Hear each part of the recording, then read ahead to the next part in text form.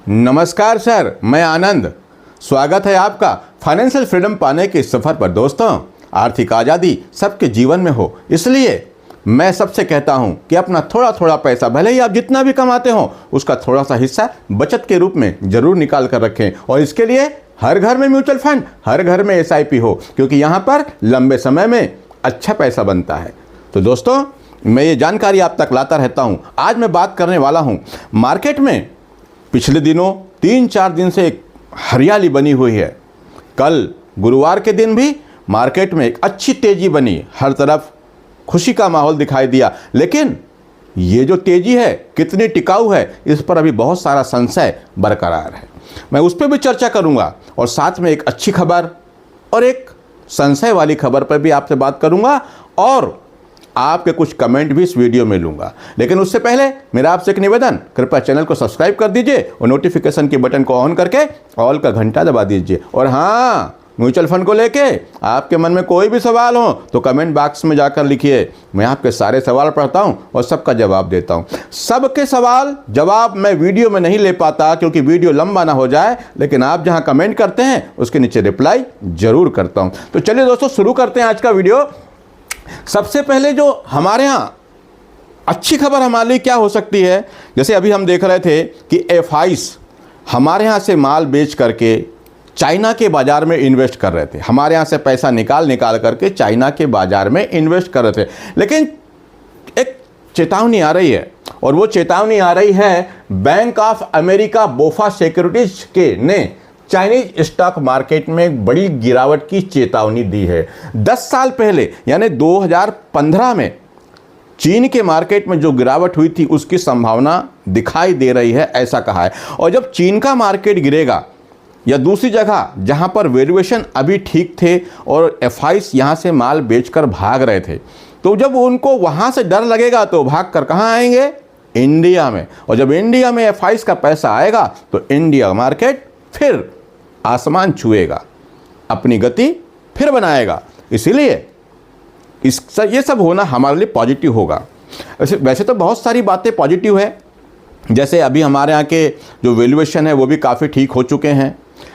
Large cap कंपनियों के तो बहुत ही अच्छे हो गए हैं, मिड कैप में थोड़ा सा हाई है, वो भी लगभग ठीक ठाक हैं। तो ये सब चीज़ें हैं। क्रूड ऑयल सस्ता हुआ है, उसके कारण भी जो तेल पर निर्भर करने वाली कंपनियां हैं उनके भी शेयरों में अच्छी बढ़त देखने को मिल रही है। तो हम बात करते हैं इन अच्छी खबरों में, और साथ में हम बात करेंगे कि खतरा क्या है, उस पर भी हम चर्चा करेंगे। तो देखिए, ये भारतीय शेयर बाजार दबाव से बाहर निकलने की कोशिश कर रहा है। हालांकि इसके पहले वाली तेजी हासिल की संभावना तभी जीवित हो सकती है जब विदेशी संस्थागत निवेशक बिकवाली के बजाय खरीदारी पर जोर देंगे। पहले माना जा रहा था कि डोनाल्ड ट्रंप के अमेरिका की सत्ता में वापसी से चीन और US के रिश्ते और खराब होंगे, जिसकी वजह से विदेशी निवेशकों की भारत से पैसे निकालकर चीन में लगाने की आदत पर लगाम लगेगी। लेकिन ऐसा नहीं हुआ। जैसे पहले यह माना जा रहा था कि डोनाल्ड ट्रंप के कारण चीन के रिश्ते US से अच्छे होंगे, तो जब अच्छे होंगे तो ये संभावना थी कि चीन में मार्केट अच्छा चलेगा, लेकिन ऐसा होता नहीं दिख रहा है। अब क्यों कह रहे हैं कि चीन में मार्केट में बढ़िया क्रैश देखने को मिलेगा, उसके पे देखते हैं। 10 साल पहले वाली गिरावट, बैंक ऑफ अमेरिका बोफा सिक्योरिटीज ने चाइनीज स्टॉक मार्केट में बड़ी गिरावट की चेतावनी दी है। हांगसेंग चाइना एंटरप्राइजेस इंडेक्स और MSCI चाइना इंडेक्स इस साल अब तक सबसे अच्छी खासी बढ़त हासिल कर चुके हैं। HSCEI के लिए बढ़त 26.50% रही है, लगभग 26.5% की बढ़त वहां पर देखने को मिली। बोफा का कहना है कि चीनी बाजार में करेक्शन की आशंका बनी हुई है। मार्केट 10 साल पहले वाली गिरावट का सामना कर सकता है। 10 साल पहले जो वहां पर एक भारी गिरावट देखने को मिली थी, उसकी संभावना यहां पर बनती हुई दिखाई दे रही है। यदि यह आशंका साबित होती है तो विदेशी निवेशक भारत की तरफ लौटकर वापस आ सकते हैं। जी हां, अगर चाइना के मार्केट में ऐसा हुआ तो FIs हमारे भारतीय बाजार में आएंगे। अब भारतीय बाजार में क्या हुआ? हाई वैल्यूएशन की चिंता खत्म। हाई वैल्यूएशन की, मैं बता रहा हूं ये पॉजिटिव न्यूज है, लेकिन एक खतरा भी है, उस पर भी मैं चर्चा करूंगा। भारतीय बाजार पटरी पर लौट रहा है। उसने 5 महीने की गिरावट से पहले निवेशकों को बम्पर मुनाफा कमा कर दिया। वाकई में ये 5-6 महीने गिरावट के पहले हमारे इन्वेस्टरों ने अच्छा पैसा कमाया। मौजूदा करेक्शन से हाई वैल्यूएशन की चिंता भी काफ़ी हद तक कम हो गई है। इस स्थिति में चीनी बाजार का कमज़ोर होना एफआईज को वापस भारत ला सकता है। देखिए, मैं बार बार कहता हूं, मैंने अपने बहुत सारे वीडियो में बताया है कि हमारा मार्केट का वैल्यूएशन हाई था, और हाई वैल्यूएशन में कोई भी बड़ा पैसा इन्वेस्ट नहीं करना चाहता। जहां सस्ता माल मिल रहा हो, जहां पर उनको अच्छे रिटर्न की संभावना हो, वहां पर वो अपना पैसा लगाते हैं। एफआई इसीलिए यहां से भाग रहे थे।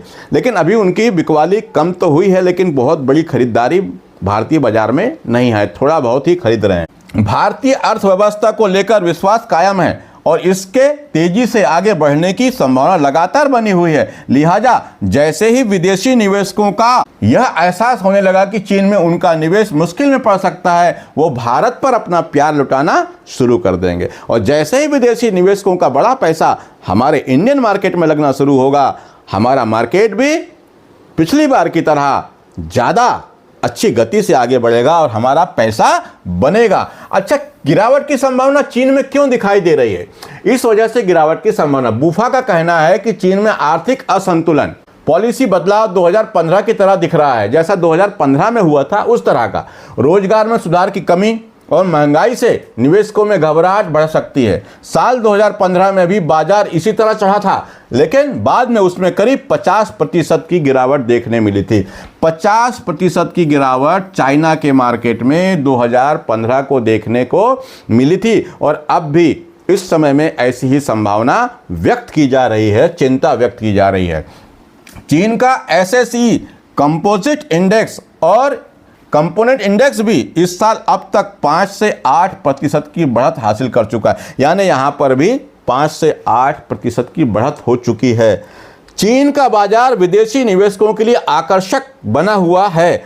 वह भारत में बिकवाली करके चीन में खरीदारी कर रहे हैं। ऐसा हुआ था, खरीदारी कर रहे थे, हमने भी देखा, हमारे से माल बेच के जा रहे थे। लेकिन अब 15 साल पहले वाली गिरावट की संभावना यहां पर दिखाई दे रही है, इसीलिए एफआईज हमारी तरफ वापस आ सकते हैं।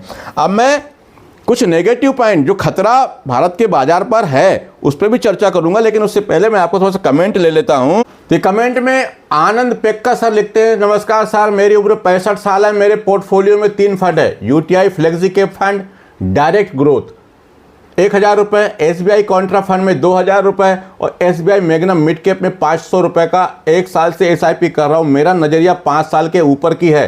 कृपया बताएं कि मेरा पोर्टफोलियो कैसा है। देखिए सर, आपके पोर्टफोलियो में जो फंड हैं वो सारे अच्छे फंड हैं, पर 5 साल जो है थोड़ा सा अच्छा पैसा बनाने के लिए अच्छा समय नहीं होता। आपको यहाँ 7 साल 8 साल का समय यदि आप देते हैं तो आप अच्छा पैसा यहाँ पर बना पाएंगे। अगले कमेंट पे आते हैं बाबूराम शर्मा जी। बाबूराम शर्मा जी लिखते हैं, सर डाइवर्सिफाइड पोर्टफोलियो में एक्सपेंस रेशियो क्या ज़्यादा लगता है? देखिए, डाइवर्सिफाइड पोर्टफोलियो में एक्सपेंस रेशियो ज़्यादा का मतलब ये कहना चाहते हैं कि अगर मैं अपने पोर्टफोलियो में एक फंड से ज़्यादा फंड रखता हूँ, 4, 5, 6 फंड रखता हूँ, तो क्या एक्सपेंस रेशो ज़्यादा होगा? ऐसा बहुत से लोग सोचते हैं, मानते हैं। लेकिन मैं एक उदाहरण से समझाता हूँ। अगर मान लेते हैं कि यदि आपने किसी ए फंड में 1000 रुपये एक साथ लगाया और उसका एक्सपेंस रेशो हम मान लेते हैं कि 1% है, उदाहरण के लिए ले रहे हैं, हालांकि कई जगह इससे कम भी होता है, ज़्यादा भी होता है, तो आपका 1000 रुपये पे 1% से जो चार्ज बनेगा वो 10 रुपये बनेगा। यानी एक्सपेंस चार्ज आपको 10 रुपये देना पड़ेगा या 10 रुपये कटेगा।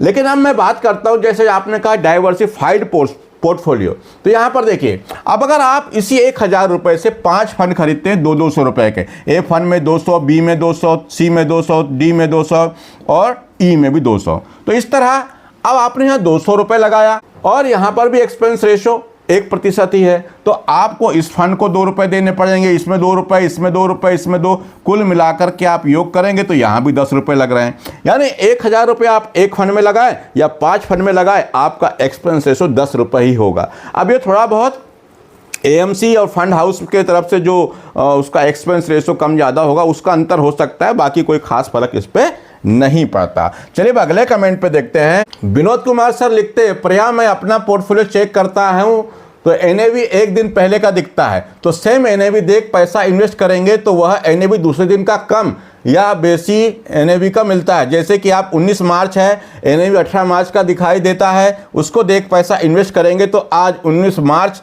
या 20 मार्च का एनएवी मिलेगा, 18 मार्च का एनएवी तो मिलेगा नहीं। ऐसा कुछ उपाय है जो एनएवी जो दिख रहा है उसी एनएवी में पैसा इन्वेस्ट कर सकें। यानी जैसे आज 21 तारीख को मैं अपना पोर्टफोलियो खोलता हूं तो मुझे किसी पर्टिकुलर म्यूचुअल फंड की एनएवी दिखाई देती है, मान लेता हूं 10 रुपये दिखाई देती है। अब ये 10 रुपये की एनएवी दिखाई दी और मैं चाहता हूं कि इस 10 रुपये की एनएवी पर ही मुझे यूनिट अलॉट हो, तो ये संभव नहीं है। यूनिट कैसे अलॉट होती है उसको मैं देखता हूं। देखिए उस पर चर्चा कर लेते हैं। ये बहुत से लोगों के मन में रहता है कि ऐसा क्यों होता है, बहुत से सवाल भी आते हैं, सर मैंने पैसा तो यहाँ इतने बजे लगाया तब लगाया लेकिन एनएवी मेरे को अगले दिन की मिली, ऐसा क्यों? तो देखिए कट ऑफ टाइम होता है सेबी के नियम अनुसार। यदि पहली चीज़ तो ये कि अगर आज मैंने 21 तारीख को पोर्टफोलियो खोला तो जिस फंड की एनएवी आज 10 रुपये दिखाई दे रही वो मुझे आज नहीं मिलेगी, क्योंकि वो एनएवी आज की नहीं थी, वो कल डिसाइड हुई थी, कल के मार्केट को देख करके वो तय हो गई थी वो 10 रुपये, वो तो मिलेगी नहीं। लेकिन आज जो मार्केट चल रहा है 21 तारीख को, अब आज 3 बजे तक, 3:30 बजे तक जो मार्केट में हुलचुल होती रहेगी, उतार चढ़ाव, तो मार्केट बंद होने के बाद मार्केट जहां बंद होगा उस पर जो एनएवी तय होगी वो हमको मिलेगी, मगर कब? उसके लिए वैसे तो कट ऑफ टाइम 3 बजे का है, लेकिन कई बार एएमसी तक पैसा समय पे नहीं पहुंचता, इसलिए मैं कहूँगा कि आप 11 और 12 बजे तक अपना पैसा इन्वेस्ट कर दें। 11-12 बजे दोपहर तक आप अपना पैसा इन्वेस्ट कर देते हैं तो आज की, यदि आज 21 तारीख को आपने 11-12 बजे तक अपना पैसा लगा दिया तो आज 21 तारीख की एनएवी आपको कल दिखाई देगी या रात के 12 बजे के बाद दिखाई देगी। लेकिन यदि आप आज पैसा लेट लगाते हैं 21 तारीख को ही आप लेट पैसा इन्वेस्ट करते हैं और हो सकता है आपने 1 बजे कर दिया, 2 बजे कर दिया, लेकिन म्यूचुअल फंड हाउस तक वो पैसा नहीं पहुंचा, तो आपको एनएवी कल यानी आने वाला बाजार, अब कल क्या, आज है शुक्रवार है, कल शनिवार, अब शनिवार को तो मार्केट बंद रहेगा, रविवार को बंद रहेगा, तो सोमवार को जो मार्केट की स्थिति होगी उसके हिसाब से आपकी एनएवी तय होगी। तो ये आपको समझ में आ गया होगा। ऐसे ही कोई सवाल म्यूचुअल फंड को लेकर आपके मन में हो तो कमेंट बॉक्स में जाकर लिखें, मैं आपके सारे सवाल पढ़ता हूं और सबका जवाब देता हूं। आप बात करता हूं कि मार्केट में वो एक खतरा क्या है जिससे मार्केट की तेजी रुक सकती है, और हम जिस जोश में अभी हैं वो हमारा जोश ठंडा पड़ सकता है। चलिए उस पर भी चर्चा कर लेते हैं। तो मार्केट में जो खतरा बना हुआ है सर, वो है ट्रंप का टेरर। जी हां, ट्रंप का टैरिफ का जो आतंकवाद है वो हमारे मार्केट के लिए भी एक चुनौती बना हुआ है। और कहते हैं कि मेरी भारत से अच्छे संबंध हैं, भारत से अच्छी दोस्ती है, लेकिन साथ ही वो ये कहते हैं कि भारत एक ऐसा देश है जो सबसे ज़्यादा टैक्स वसूलता है।